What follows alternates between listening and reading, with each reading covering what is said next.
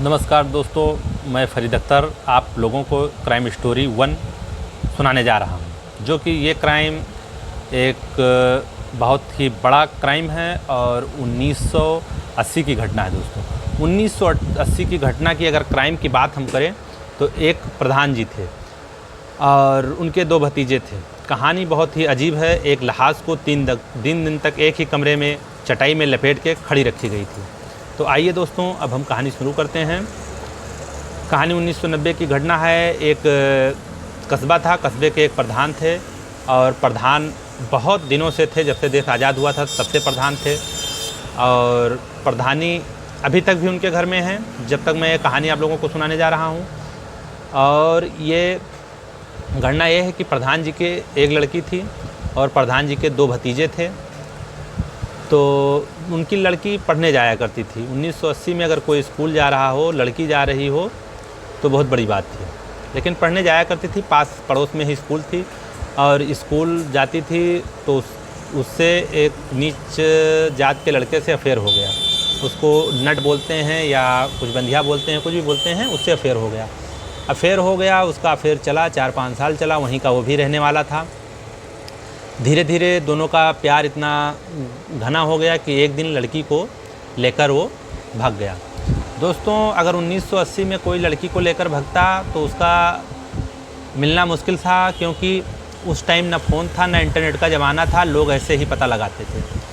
10 दिन तक बीत गया और प्रधान जी अपनी लड़की को नहीं पाए और जो लेकर गया उसको कभी वो सोच भी नहीं सकते थे, क्योंकि प्रधान बहुत माने जाने आदमी थे और जो लेकर गया था वो बहुत छोटे घर का था, बहुत छोटी जात का था। तो वो लेकर गया और वो भी लड़का भी बहुत माइंडेड था, कहीं बाहर नहीं लेकर गया। गांव में जो कंडा पाटते थे तो पहले कंडे का ढेर बहुत बड़ा बड़ा सा लगता था, कमरे के तरीके से। बीच का हिस्सा निकाल के खाली कर लिया, एक तरफ से रास्ता बना लिया, उसी में लेकर जाके उस लड़की को रहने लगा। बंदा 10 दिन तक था, उसी के अंदर खाना पीना होता था दोस्तों। और वो टट्टी पेशाब के लिए, लैट्रिन के लिए वो शाम के टाइम बाहर, वो सुबह पछलारा के टाइम बाहर निकलता था। एक दिन की घटना है। 10 दिन बीतने के बाद वो पछलारा के टाइम लड़की भी बाहर निकली, वो भी निकला और किसी बंदे ने देख लिया। वो अंदर पिले और वो बंदा जाके प्रधान जी से बता दिया। लड़की भी पकड़ी गई, वो लड़का भी पकड़ा गया और वो फिर घूमने लगा। 2 दिन नहीं बीते थे, उसके भतीजे, सम्मानित घर का मामला था, भतीजे उसके बहुत टेंशन में थे। 2 भतीजे बहुत टेंशन में और परिवार के लोग बहुत टेंशन में थे, लेकिन इतना बड़ा अपराध हो जाता है नहीं, ये भी सोच भी नहीं सकते थे दोस्तों। तो उनका भतीजे का एक दोस्त भी साथ में था। 3 लोग थे, एक दोस्त था कोई और 2 भतीजे थे, 3 लोग थे। उसको कहीं पा गए और उसका मर्डर कर दिया। मर्डर करने के बाद में लाश को अपने घर के एक कमरे में चटाई में लपेट के खड़ी कर दी। लाश 2 दिन तक खड़ी रही, नहीं बहा पाए, तब गए प्रधान जी से बताए कि मैंने उसका मर्डर कर दिया है। प्रधान जी ने कहा ये तो बहुत गलत काम किया, अब तो सबको फंसना पड़ेगा। अच्छा एक काम करिए, किसको पता है? तो बोले हम 2 और एक मेरा दोस्त। तो बोले तो बहुत गड़बड़ किया, उसको क्यों बुला लिया था, कहीं वो बता न दे किसी से। तो कहे अच्छा चलो ठीक है, इस लाश को लेकर जाओ, ठिकाने लगा के आओ, जो सरजू नदी बह रही है यहाँ से 14-15 किलोमीटर दूर, इसको लाश को तुम तीनों लोग मिलकर जाओ, वहाँ फेंक के आओ। रात के करीब 11 बजे थे और सावन भादों का महीना था और बारिश हो रही थी उसी बारिश में, और बादल भी चमक रहे थे।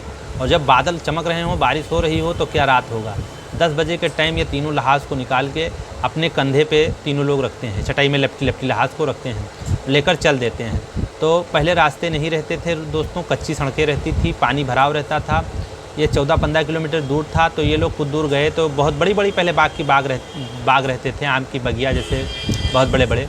तो एक आम की बाग, बहुत बड़ा बाग था दोस्तों, उसके अंदर कुआं था। कुआं लोग पहले करते थे पानी पीने के लिए, तो कुआं था। कुएं के अंदर इन लोगों ने लाश को डाल दिया। करीब 3-4 किलोमीटर बाहर निकले बाज़ार से, उस कस्बे से, और लाश को उसी में डाल दिया अंदर। लाश को डालने के बाद में आके प्रधान जी से बोले कि लाश को हम लोग ठिकाने लगाए। बोले वहाँ नदी में बहा दिए? हाँ। बोले फेंक दिए। लाश कुएं में पड़ी थी दोस्तों। ये लोग वापस आ गए। इन लोगों से प्रधान जी बोले तो तुम लोगों ने तो 3 लोग मिलकर बहुत गलत किया है, कहीं वो पोल ना खोल दे। अच्छा चलो कोई बात नहीं है। लेकिन ये दोनों सोचे ये बात है वो पोल खोल देगा, वो किसी से कह देगा, ये सब सोचते रहे। दोनों सोचा विचारी करते रहे। उसके बाद में उठे दोनों, उसके घर शाम को गए। बोले प्रधान जी बोले हैं कि यहाँ से निकल चलो, पुलिस को हम लोगों के शक है। तो बोले हैं नेपाल चले जाओ। वो बोला चलो ठीक है, वो भी साथ में चल दिया। तीनों लोग आए स्टेशन पे, और जहाँ की घटना है वहाँ से ट्रेन सीधे मैलानी और नेपाल जाती थी दोस्तों। छोटी लाइन हुआ करती थी जो कोयला से चलती थी, पहले कोयले वाली ही गाड़ियाँ चलती थी। तो वो तीनों लोग एक डिब्बे में बैठते हैं, और डिब्बे में जब बैठते हैं तो उसमें पैसेंजर सवारियाँ थी। तो बोले कि ऐसा है, इन लोगों को शक हो जाएगा, आइए जहाँ माल रखा जाता है उस पर बैठते हैं, उसमें दोनों तरफ खुला रहता है। ये तीनों गए, उसमें बैठ गए। ट्रेन जब यहाँ से निकली और 4-6 घंटे 10 घंटे बीत गए तो आगे जंगल बड़े बड़े पड़ते हैं, मेहीपुरवा, कतन्या घाट और पीलीभीत होते हुए इन लोगों को मैलानी जाना था, नेपाल बॉर्डर जाना था। लेकिन ये इस रास्ते से निकले, रास्ते में नदी थी, नदी बहुत बड़ी थी, उसमें उस जो दोस्त था उसका गला ये दोनों कस के और फिर नदी में छोड़ दिया। छोड़ने के बाद दोस्तों ये लोग आगे गए, स्टेशन पे उतरे और फिर वहाँ से ट्रेन बदले और ट्रेन पकड़ के वापस अपने मार्केट आ गए। मार्केट आने के बाद में उस टाइम जब मार्केट आए तब रामलीला भी शायद चालू हो गया था। हाँ, रामलीला चालू हुआ था, रामलीला जो चलता है 8-10 दिन। ये लोग आए, रामलीला देखने लगे। रामलीला देख रहे थे, उतने में उसकी औरत ने इन दोनों को देख लिया। जब इन दोनों को देख लिया तो इनसे पूछा हमारे पति, तो वो बोले 2 रोज़ बाद आएंगे। वो उस टाइम तो मान गई, दूसरे दिन सुबह होते होते उसका दिल नहीं माना और वो थाने चली गई। थाने में जाके इन दोनों के ऊपर FIR लिखा दिया। बोले मेरे पति को लेकर गए हैं, इन लोगों ने गायब कर दिया है। पुलिस इन दोनों को आई, उठा ले गई। इन लोगों को पता नहीं था, उठा ले गई और पुलिस ने इतना मार मारा दोनों को कि पूरी दास्तां इन दोनों ने कबूल दिया दोस्तों। जब पूरी दास्तां इन दोनों ने कबूल दिया तो दास्तां पूरा बयां कर दिया। फिर लहास को जैसे लहास गए इन दोनों को लेकर वहाँ कुआं से फिर लहास को बाहर निकलवाया दोस्तों। बाग में रात में ही पुलिस गई, पूरी लहास को बाहर निकाला गया। लहास को निकालने के बाद में रामलीला चल रहा था, फिर लहास को ला के उसी रामलीले के मैदान में डाला गया। लहास भी रखी गई। वो दोनों मुजरिम भी इतना मारे थे कि चल नहीं पाते थे, गिरे गए गाड़ी से। प्रधान जी देखे, प्रधान जी फट से निकल लिए वहाँ से। उस टाइम प्रधान जी के पास बुलेट रहता था।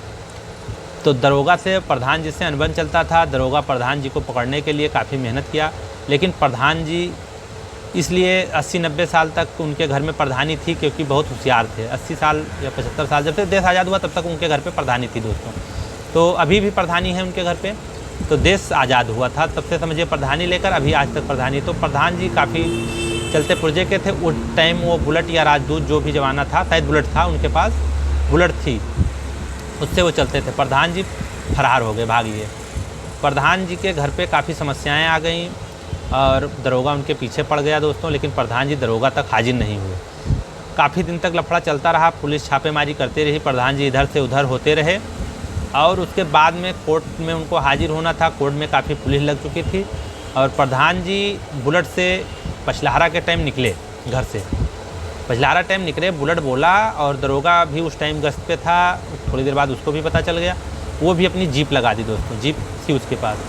बुलेट पतली सड़कें हुआ करती थी तो बुलेट तेज़ चलती थी, जीप स्लो चलती थी। और प्रधान जी वहाँ से करीब 40 किलोमीटर दूर ज़िला था जहाँ पे प्रधान जी को हाजिर होना था।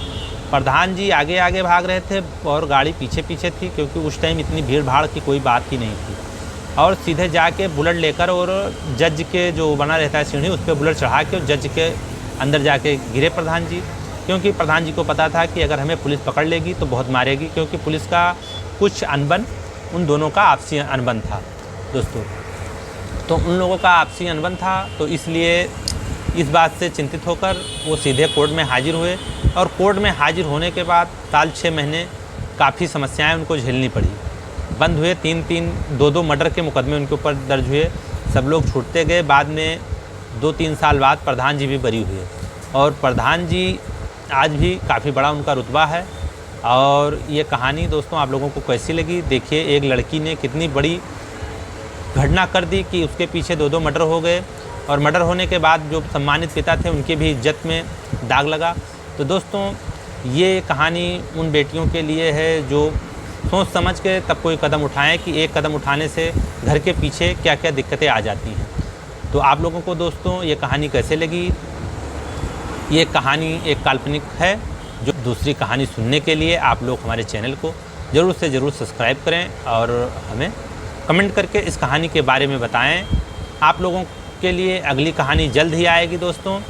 तब तक हमारे चैनल पर बने रहिए। आप लोगों का बहुत